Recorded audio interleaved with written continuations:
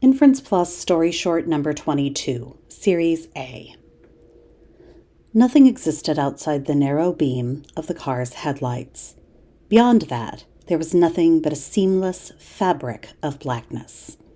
Blake's knuckles were white. His fingers had gone numb an hour ago. He hated driving in the country. He hated the way that the headlights sliced uselessly through the night, reducing the world to a 300-foot wedge, just beyond which could lie something as innocuous as a wheat field or as sinister as a cliff.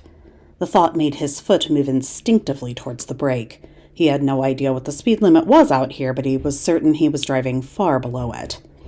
In the city, which he preferred, there was always light. Even the side roads without streetlights had an indistinct but comforting glow from the lamps and headlights a street or two away, just tracing out the lines of houses and fences and curbs and trees. But out here, the night hung thick beneath the moonless sky. He turned up the volume on his audiobook. He hadn't really been listening for the last 2 chapters, but the narrator's voice calmed his nerves. 2 more hours. 2 more hours, and he'd be back in civilization, and the next time he drove out to visit his grandparents, he'd do what his father always did and leave immediately after lunch to avoid night driving in the country altogether. The woman burst into the beam of his headlights out of nowhere. Blake slammed his foot onto the brake pedal and crunched to a stop a good 30 feet to spare. The cloud of gravel dust from his sudden stop hung mistily in the wedge of yellow light. Blake had always secretly thought of himself as a brave and noble person, the type of person who would spring to action on behalf of the weak or vulnerable, but now, as he stared wide-eyed at the blood-covered girl in front of him, he found himself unable to act. All he could do was stare as she staggered to her feet and began to wave frantically as she limped desperately toward the car.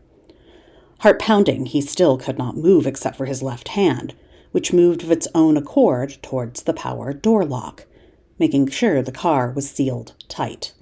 A small, impenetrable fortress. He sensed the girl, the bloody, limping girl, beside him through the driver's side glass, but he could not turn to look at her. He gripped the wheel and kept his eyes on the road ahead.